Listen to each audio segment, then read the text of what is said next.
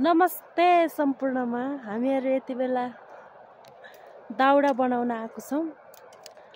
रुखमा गएर आमामामा कत्रो रुख छ हेर त गाइजहरु। आमामामा मलाई त यस्तो सारै डर लाग्छ है। अनि मेरो भतिजी रुखमा गएर यस्तो सबै सुकेको छ। अनि हामीहरु चाहिँ यस्तो दाउरा बनाउँदै छौं। यो गनाने ढुके छ। मेरो चाहिँ बिहान दाउरा बनाउन आएको आज। अब ओ हेलो, कस्तो फिल भइराछ? डर लागेको छैन?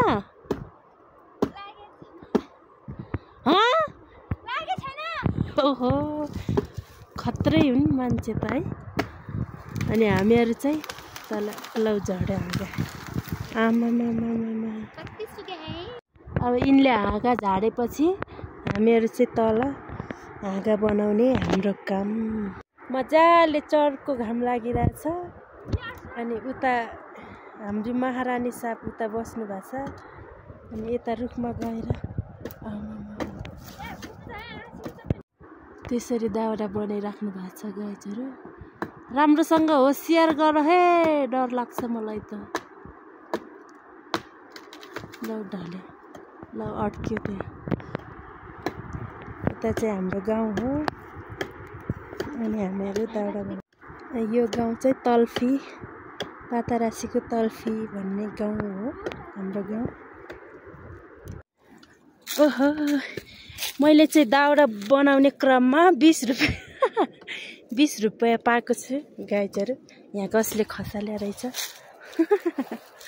अब यसको चुइगम किनेर खान। मैले चाहिँ 20 रुपैयाँ पाएको अवस्था। अहिले चाहिँ हामी फाइनली यत्रो हाँगाहरु काटेर घरबेटी रुखमा जाने घरबेटी उहाँ हुनुहुन्छ। यता हेर्नुस् त। हेलो, यत्रो हाँगा काटेर अहिले चाहिँ हाँगाको हामी दाउरा बनाउँदै छौं।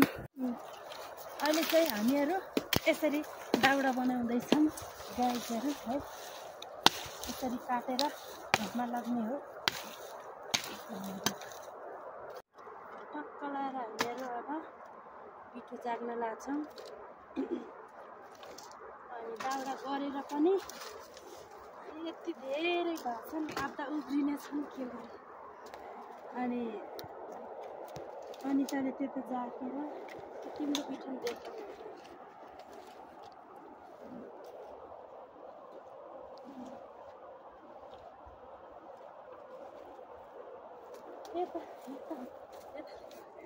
यता चाहिँ इमान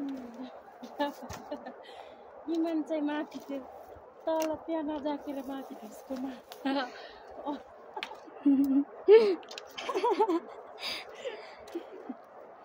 धेरै धेरै ठुस्किरहेछन्। रिसाको अवस्था रिसाइ छ।